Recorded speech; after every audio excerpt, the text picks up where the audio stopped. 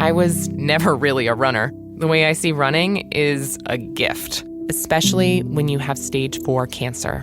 I'm Anne. I'm running the Boston Marathon, presented by Bank of America. I run for Dana-Farber Cancer Institute to give people like me a chance to thrive in life, even with cancer. Join Bank of America in helping Anne's cause. Give if you can at BofA.com/supportAnne. What would you like the power to do? References to charitable organizations is not an endorsement by Bank of America Corporation. Copyright 2025. Are your ulcerative colitis symptoms proving difficult to manage? Tremfya guselkumab can help you manage the cycle of UC symptoms. At 1 year, many patients taking Tremfya achieved clinical remission, and some patients also achieved endoscopic remission. Individual results may vary. Tremfya is a prescription medicine used to treat adults with moderately to severely active ulcerative colitis. Serious allergic reactions and increased risk of infections may occur.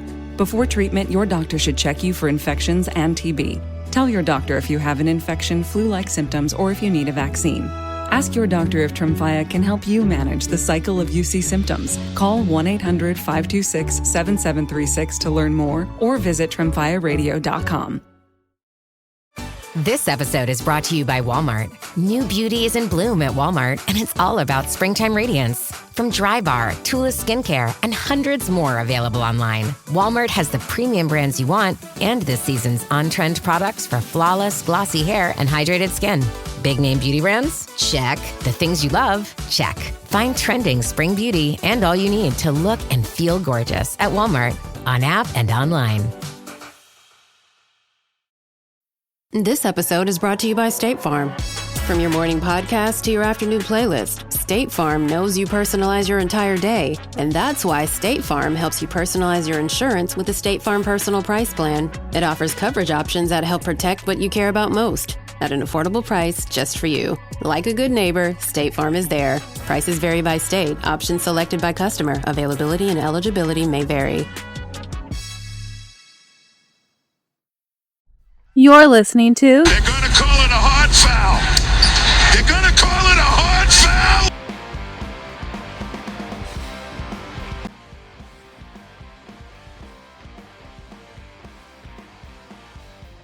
It's been a while, but here we are back with another episode of Hard Foul. I'm Jim Quigley with my brother Mike. And Mike, we are brought to you by the what? The Fans First Sports Network, bitch. That's right. And if you're watching us on YouTube, smash that subscribe button. Hit the like. Comment on this shit, bitch. Do it. Because we're that hot and we're that good. Mike, the Celtics were thunderstruck. They were thunderstruck this week by the Oklahoma City Thunder, who to me look like the best team in basketball. And I know Cleveland is very, very good. But I thought we watched the best team in basketball right now.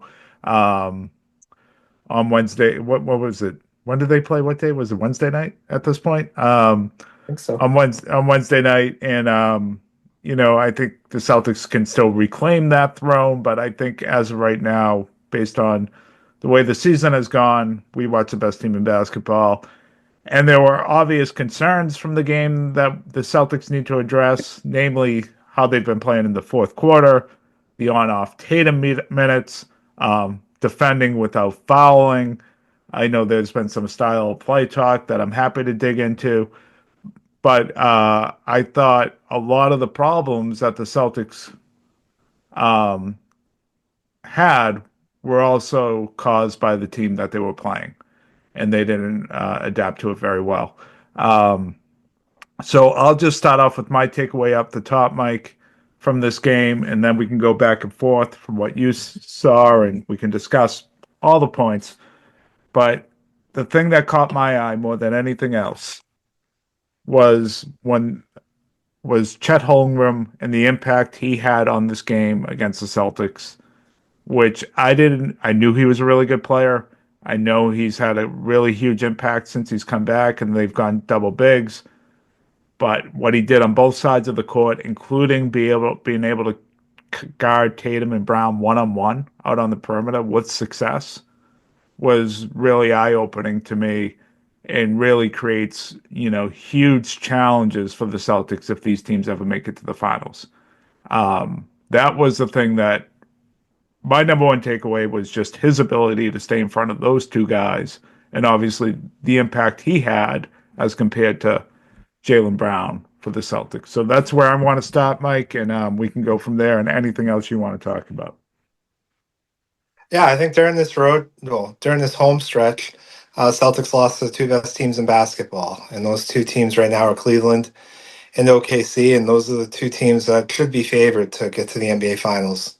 I think right now, Yeah, looking at the league, Cleveland's won 15 in a row again. I'd still take the Celtics against them, but that's me. Yeah, I don't know. Without Christoph Porzingis, I might lean Cleveland.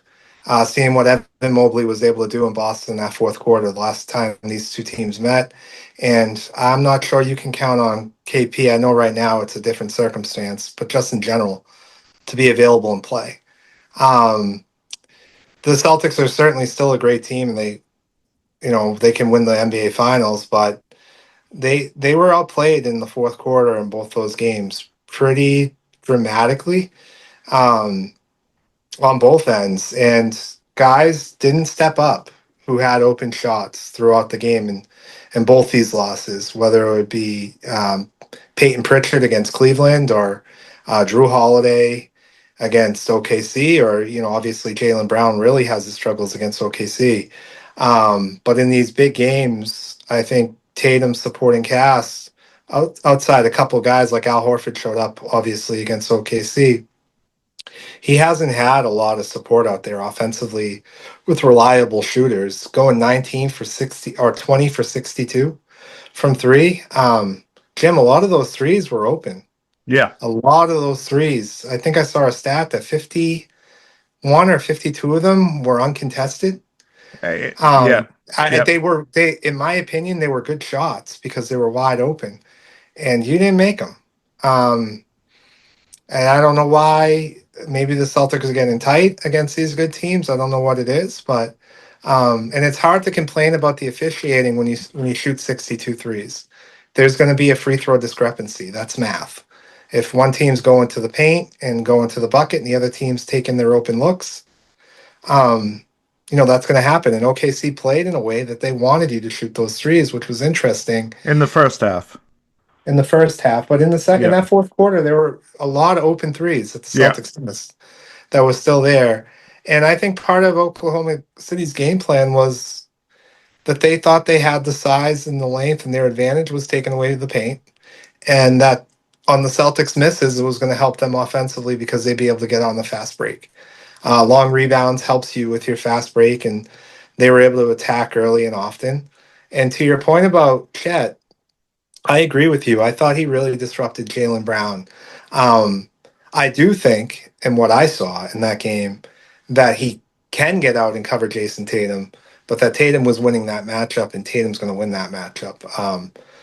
I thought Tatum was winning that matchup up until the fourth quarter, where Tatum, like everybody else, disappeared. Quite frankly. Yeah. Well, Tatum didn't disappear in the fourth quarter. He missed a couple shots, but he was able to make a couple too and create offense for others. So I didn't think Tatum had a bad fourth quarter compared to other guys. I do think that Holmgren, more than once in that game, including early in the game, like when Tatum gets a big on him, he has just murdered them this year, including from the he off the dribble three. It's like the one time you can almost guarantee he's going to get off a good shot. There was more than one time in that game where Holmgren not just defended the shot, but took it away, and Tatum had to pass it off, which just was something that like kind of made me sit up in my seat because you don't see that. So I agree that more times than not, Tatum might get Holmgren, but the He did. ability to just even do that is really you don't see. You do not see around the league. Tatum adjusted his attack and just took him to the basket. And Holmgren wasn't strong enough to stay in front of him. He had the length to contest the shot, but Tatum was just pushing him and getting him what he wants. But he's limiting. He can limit. Tatum can't go to everything in his bag like he can against most fives against Holmgren. Maybe he can take him off the dribble a couple times, but it's more limited. And I guess I just look at the Thunder team, and they basically told the Celtics to shoot threes in that first half, and the Celtics did, and they shot at an okay clip. Scored 60 points. You really can't complain about that output. In the second half, they mostly took that away. The open threes that the Celtics got were ones that they created, and they did not knock them down. You're absolutely right. A Holiday, Brown, and Pritchard in particular, and White, Horford. Derek They White were wasn't in them. yeah, they were giving Horford. They weren't giving White the three though, so it seemed like it was a real cognitive effort to take away White and Tatum from shooting out there. The other guys, they left Al open, and good for him. He went 5 for 9, but they gave him that shot all game long. Even when he was hitting, they didn't really defend that. Um, Holiday, Brown, and Pritchard, they didn't make shots, and most of them, as you noted, were wide open, so they didn't get any help. And I think the biggest difference I feel between the Thunder and the Cavs is I believe that Brown can basically get whatever he wants against Cleveland. There's no one there that really can, especially with Tatum picking up most of the attention from the defense, and Tatum can still get whatever he wants. Brown, I don't think, has any issues against the Cavs on offense. Against the Thunder team, they have now shut him out for 6 straight quarters, essentially. Yep. And he struggled not just on the offensive end, he struggled on the defensive end.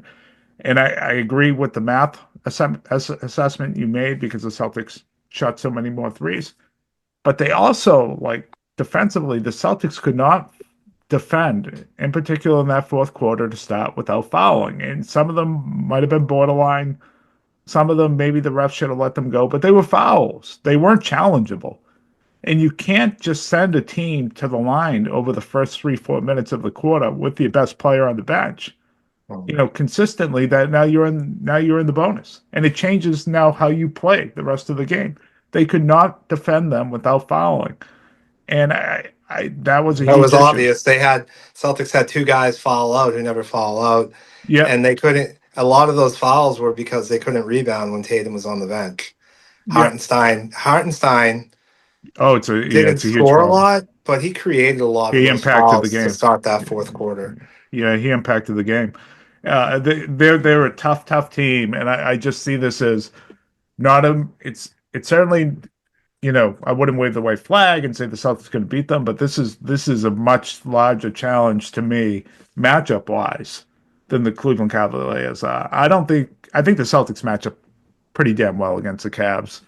And I think the playoffs are all about matchups. This is a much tougher matchup for them, and I think they have a lot to address if they want to beat these guys. This is a series where they would need Porzingis. I think they would desperately and absolutely need Porzingis to win this series. Well, they have to figure out how to win without him.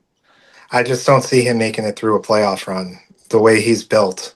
I'll be shocked if he does, and I'll be grateful if he does. But I watch this team now trying to think how the Celtics can win the NBA Finals without him and do a run without him. But it would be tough to beat this team without him. I'll say that it'd be really hard. It certainly would. I think when I think about Cleveland, I think Cleveland's challenges are on the defensive end, where they present the Celtics challenges. The Celtics haven't been able to figure out a way to slow down Donovan Mitchell now. Yeah. And quite honestly, Hunter has, over his career, shot the ball really well against Boston, whether he's in Atlanta or now in Cleveland. And Ty Jerome seems to get what he wants against our bench guys. So there seems to be, the Celtics are going to be able to get theirs against Cleveland. And if they, overcome their fourth quarter woes like they were able to last year in their playoff run and get back to, being a good team at the end of games, which I don't think they are right now, then I favor them over Cleveland because they have the better team. Against OKC, I think the Celtics, when they went zone, figured something out, and I don't know why they got out of the zone against OKC because it was really working.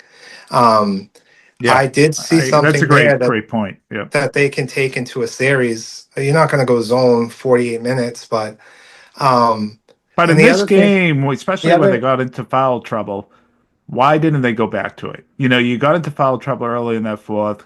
The zone got you back into the game and it created transition opportunities. I think when they went to the zone, Mike, they were down double digits in the third Yeah, quarter, they got and back into it. they tied. So like I think that's a really good open question that wasn't asked. It was effective. It forced them to take a lot of long shots, and number one, it took away OKC's penetration. Yeah, that was the big thing. Yeah, The only thing I can think of is that Chet and Wiggins were hitting threes, and maybe Joe got scared because those two both got hot at the same time in the third quarter. I mean, Wiggins hit some like ridiculous threes. yeah, Um, so that's the only thing I could think of.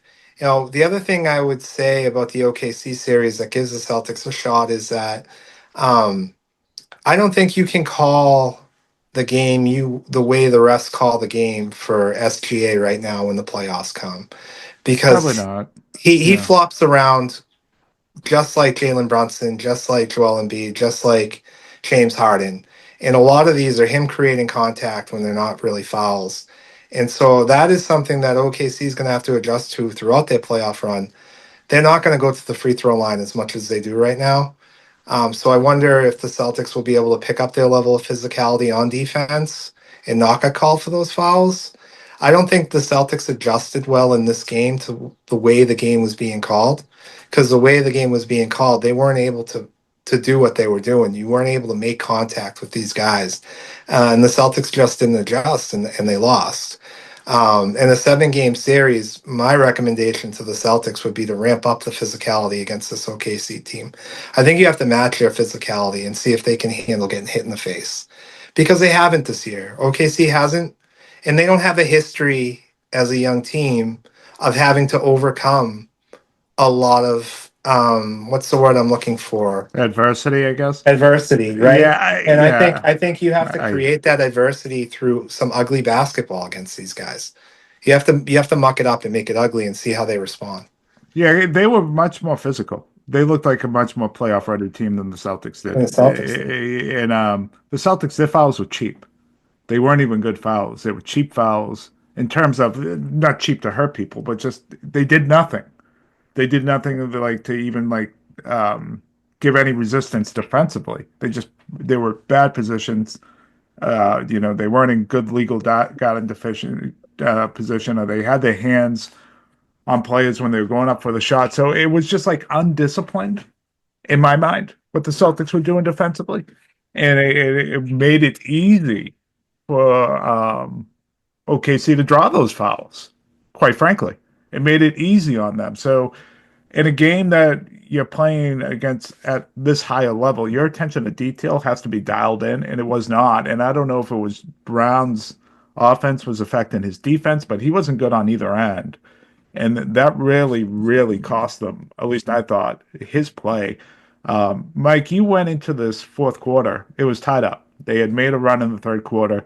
It was tied up, and they immediately, like within minutes, were down 6 with Tatum off the bench. And Tatum came back in, and it really didn't get much better from there.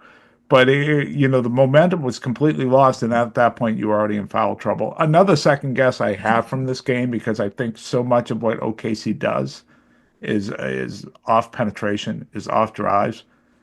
I at some point think I would have made the move to swap out Holiday and put in Cornette, or at the very least, when Brown got into foul trouble, I think I would have went to Cornette there instead of Pritchett. I thought Cornette played well for the most part. Had a He good got game. beat. He got beat early in the game, but he wasn't doing anything wrong. He No. just They just made shots over him. I mean, so whatever, that fucking happens. But for the most part, he was a plus player, and he was very much a plus player at the end of the third.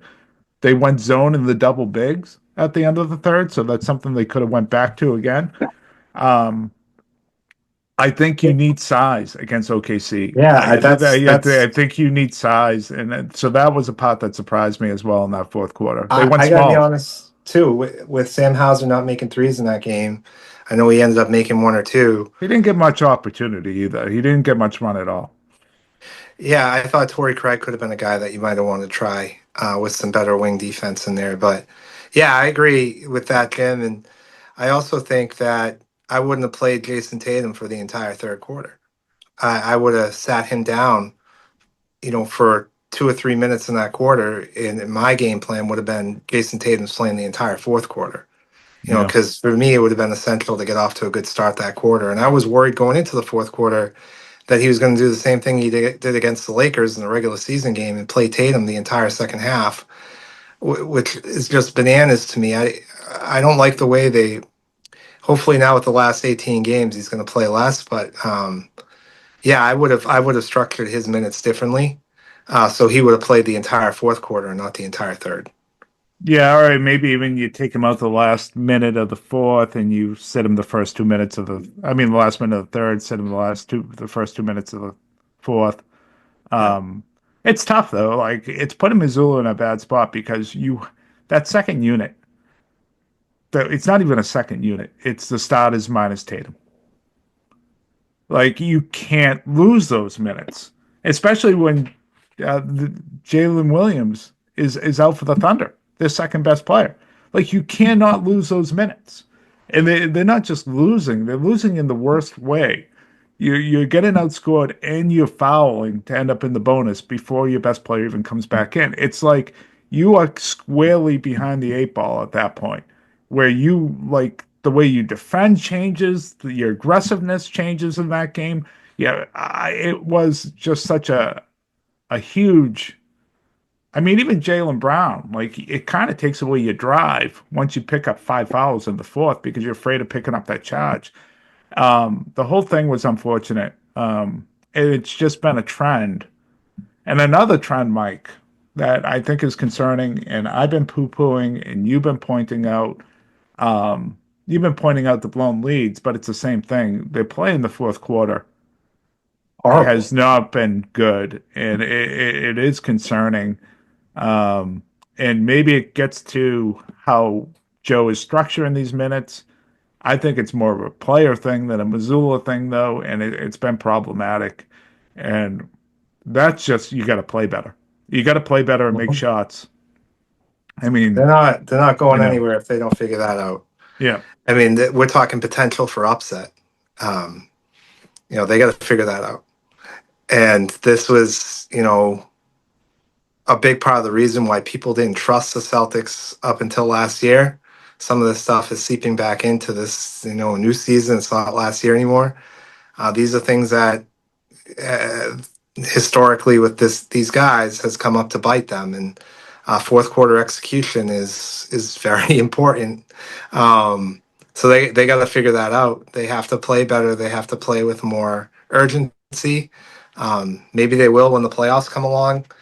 Part of what you're bringing up about the Jason Tatum minutes, Jim, maybe they need to sit him more down the stretch and not play him, and play Jaylen Brown with these guys and see if they can get a rhythm going.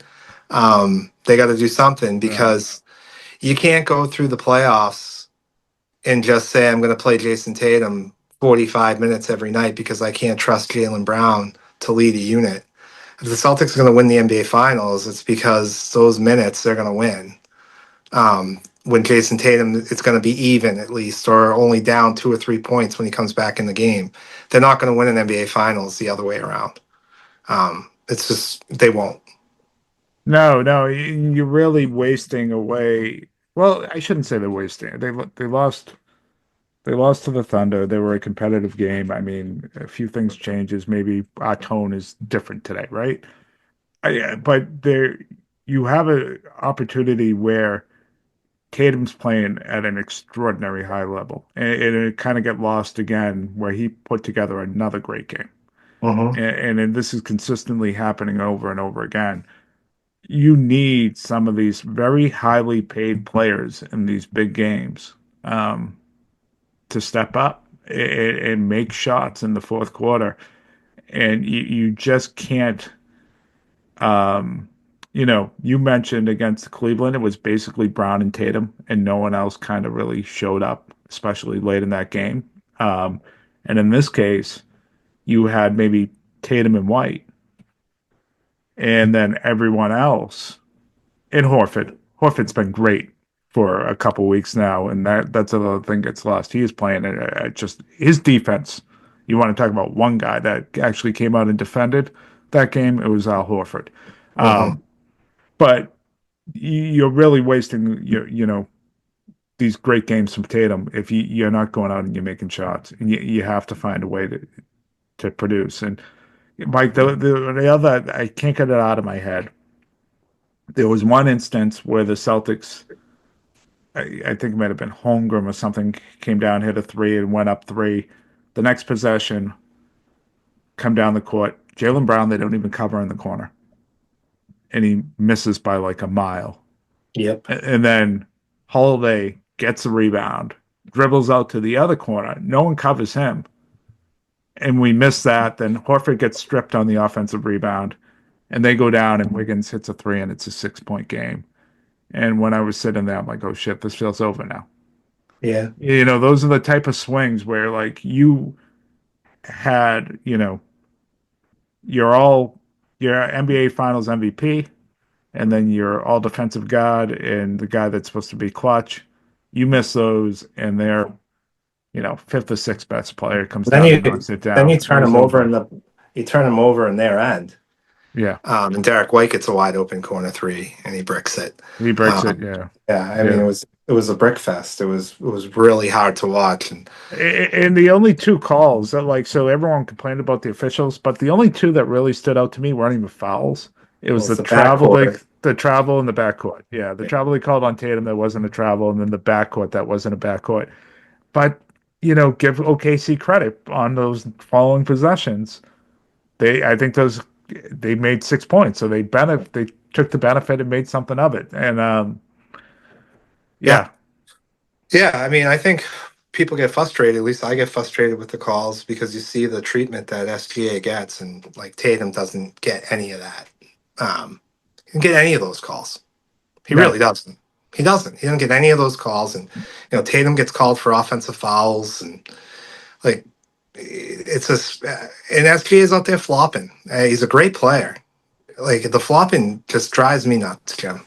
And that 3-pointer to end the first quarter too. Another issue I have with NBA officiating, and that was a bad call. But it happens all the time in the NBA. And these guys aren't even trying to score, and they get 3 free throws. Like, they got to figure that shit out. It was a bad call, but like Torrey Craig can't put himself in that spot. You just go straight up, you give him some room, and if he hits it, you tip your cap. And they lost again, like outside the end of the third, which was the Celtics.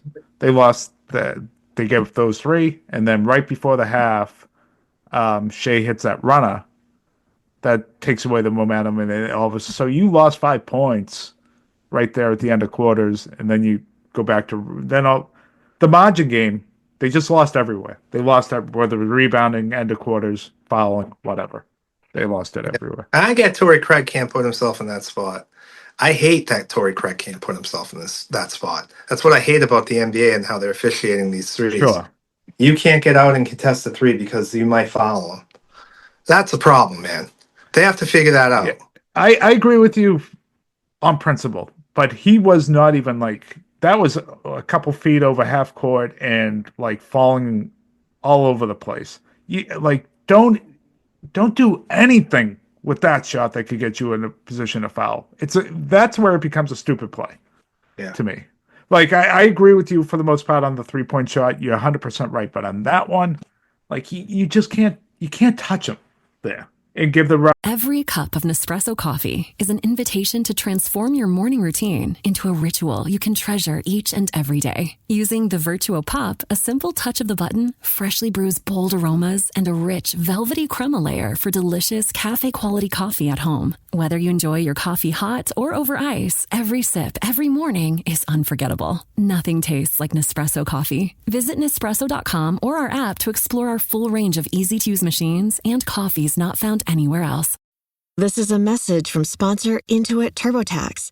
Taxes was getting frustrated by your forms. Now, Taxes is uploading your forms with a snap, and a TurboTax expert will do your taxes for you. One who's backed by the latest tech, which cross-checks millions of data points for absolute accuracy, all of which makes it easy for you to get the most money back, guaranteed. Get an expert now at TurboTax.com. Only available with TurboTax Live Full Service. See guaranteed details at TurboTax.com/guarantees. This episode is brought to you by Atlassian. Atlassian makes the team collaboration software that powers enterprise businesses around the world, including over 80% of the Fortune 500. With Atlassian's AI-powered software like Jira, Confluence, and Loom, you'll have more time to do the work that matters. In fact, Atlassian customers experience a 25% reduction in project duration per year. Unleash the potential of your team at Atlassian.com. Atlassian. So good, so good, so good. New markdowns up to 70% off are at Nordstrom Rack stores now. Fresh kicks, spring tops, new dresses. There's always a score. I mean, the denim section is unreal. Why do I rack? All the dresses. I always find something amazing. Head to your Nordstrom Rack store to find can't-miss deals on all the spring things. Great brands, great prices. That's why you rack. For a reason, because he has no chance of making the shot. All right. Well, Jim, tough loss. Celtics are still in a good position here to get back to the finals. I'm ready for the playoffs to start. I really don't have an interest in talking about these next 18 games. We'll have plenty of time on the podcast to do that. I do want to get your quick reaction. I know we got a little bit of time left here. Episode 2 of Celtic City I thought was fantastic. Just wanted to know what stood out to you, and just really great job I thought of honoring Bill Russell these first 2 episodes, in my opinion. Yeah, so before I get to that, I think we should point out that Porzingis went through shoot around today and seemed to put in a full workout, and you were right and I was wrong about being concerned. That's when he sent out that tweet that said he didn't know what his illness was. That's always a scary thing, and you hope somebody's okay. Yes. Poor guy. As far as the episode, I like it's just an excellent show. They've done a really great job. I continue to just think Jerry West is like a star of the kind of the secret star of these first 2 episodes, which how he comes across as he's so pissed and it's so raw. The emotion in him is still, or was, God rest his soul, is still so raw. Made me really like him. Yeah, it's hard not to. Not to. The Russell stuff with what he went through, his activism, particularly in Roxbury, the ownership of, what is it called? Slates? I'm sorry, I forgot the name of it. The bar. The bar that he had, the restaurant. And, just the transition, getting into the transition from Red to him as the coach and him being the player coach, and the questions he would ask, which were just completely like inappropriate and rude and downright racist. And you hear Lee Montville talking about the reporters saying, calling basketball African handball, and while the Celtics were doing what they were doing. Goes to show you where we were at that moment as both a country and as a city. And it was revealing. It's been great, and I'm looking forward to what's come next. Yeah, first ever team in the NBA to put an all-black starting lineup out there is something that I wasn't aware of. So that's not something I knew. And then I just loved the Will Chamberlain stuff again. I mean, Philadelphia was trying to build a team to beat Boston, and then LA was building a team to beat Boston. Philly got them once. It was good just seeing that back and forth and how they came back and responded after losing to Philly, and then going into LA for a game 7 to beat what everybody thought was probably a super team in LA. And just some really good stuff, man. It's some really good history, and they did a good job finding like old interviews. They did a great job of bringing some guys back. And I'm excited for this next chapter about the 70s and what happened after these guys. And I'm sure there was a couple down years before they were great again, and just seeing how that all came to be. And then they have a good pulse on the city of Boston too. They really do. They have a good pulse on the city, bringing some people in to talk about the history of things and where people lived and the segregation. And this is great. It's a great documentary. I wish I didn't have to wait every Sunday. I wish it was like a Netflix where I could just, burn through it. But yeah, it's been really, really good. And Jaylen Brown did a great job too. Yeah, yeah, I you forgot know, about that. Yeah, yeah. So, and just speaking of activism and stuff, Jim, I would love to get, you're connected to a lot of people in politics.